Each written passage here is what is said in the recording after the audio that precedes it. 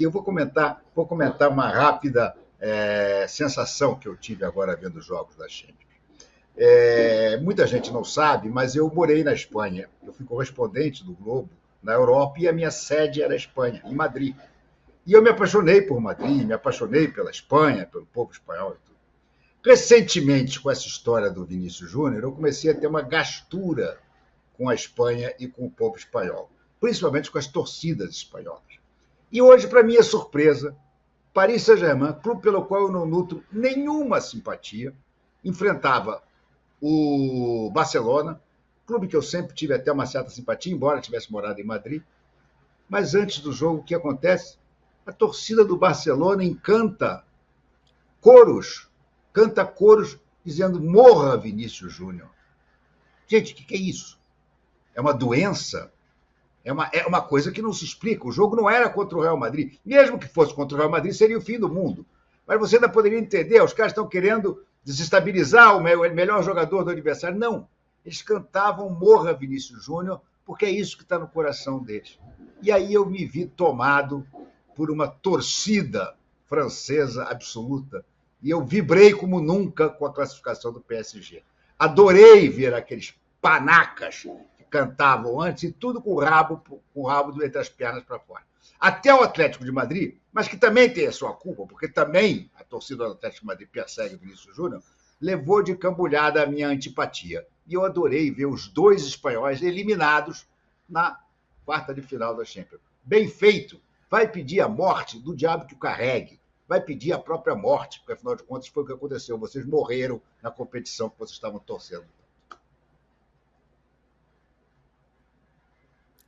Pois é, a gente vai falar do extracampo bizarro, criminoso, asqueroso da Champions e da Champions, dos jogos da Champions daqui a pouco, mas a parte do Renato é muito importante porque as pessoas elas têm uma dificuldade enorme em entender que liberdade de expressão não é liberdade de ser criminoso com as suas expressões. São coisas muito diferentes e elas não coexistem na democracia. No Estado democrático de direito, você é responsável e responsabilizado pelaquilo que você fala. Mesmo na Espanha, que é uma monarquia e que é um Estado democrático de direito, isso deveria valer. Aqui no Brasil também, hoje a gente tem um exemplo, né, que eu estou sendo inclusive atacada nas redes sociais, porque expus uma coleguinha que acha divertido e piada falar que a polícia deveria ir aos jogos do Corinthians para prender os criminosos, todos estariam lá que não voltaram das saidinhas ou os fugitivos. E jornalista, colega de profissão, que acha que isso é só, tipo, engraçado. Ou que é engraçado você chamar fulano, cicrano, sem provas disso ou daquilo. Não é. Não funciona assim. No caso do Vinícius Júnior, passou da hora de mais gente do que jogador de futebol preto ou jogador de futebol brasileiro fazer alguma coisa. O Barcelona, o Atlético de Madrid, os torcedores do Real Madrid que eventualmente sejam racistas, qualquer pessoa racista, do rei a quem está trabalhando no jogo, precisa ser responsabilizado. Mili, queria que você falasse um pouquinho disso, claro que já virou assunto no nosso pontapé inicial, assunto marcante, e também já voltasse em qual dessas três contratações você acha que causou mais impacto, não exatamente causará dentro de campo. Então, eu fico com o Renato. Eu acho que é o De La Cruz, porque é o que causou mais impacto. Claro, a gente fica esperando o Felipe Anderson chegar, jogar bem, é óbvio, né? Mas a gente não vê muitos jogos da Lazio. A gente não sabe exatamente o que vai acontecer. A gente vibra com o chapéu na Juventus, tamanho do Palmeiras, né? Mas eu fico com o De La Cruz, porque a gente viu como aconteceu. O De La Cruz era o melhor jogador de um dos grandes rivais dos clubes brasileiros. Veio para cá e está fazendo o que está fazendo, né? Então, fico com ele. Claro que a gente pode mudar ao longo do campeonato. Agora, Marília, eu acho que você tocou num ponto muito importante. Liberdade. Liberdade não é um conceito absoluto. Não é um conceito... Desculpa, gente, minha cachorra aqui quer dar o palpite dela. Liberdade não é um conceito absoluto. A gente não vive sozinho. A gente não é bicho individual, a gente é bicho social, a gente depende uns dos outros. Então, os nossos corpos estão em relação o tempo inteiro, a gente se afeta o tempo inteiro. Se o que eu digo fere, pode colaborar para que alguém morra, isso não pode ser dito. Isso não pode ser dito. Então, eu tive a mesma sensação do Renato. Eu jamais torci para o Paris Saint-Germain. Eu, aliás, simpatizo bastante com o Barcelona. Mas hoje eu me peguei vibrando com a virada.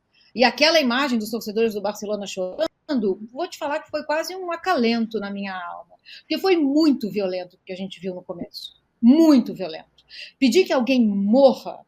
Muita gente estava falando assim nas redes sociais. Ah, gente, mas é rivalidade. Não, você não pega alguém que está sendo vítima de uma campanha de racismo que não está sendo combatida por nenhuma instituição, nem pelo clube que ele defende, e pede que essa pessoa morra. Porque isso é de uma violência inominável. Inominável. Então morreram o Atlético de Madrid, que também já se meteu em eventos, cujas torcidas já se meteu em eventos racistas contra o Vini Júnior, e morreu o Barcelona. Mortes simbólicas. E estão valendo, sim, essas mortes simbólicas, porque é quase uma vingança, justiça poética que a gente viu hoje. Alguém vai precisar fazer alguma coisa, porque é muito pesado para o Vini Júnior. Se é pesado para a gente, imagina para ele ver esse tipo de manifestação.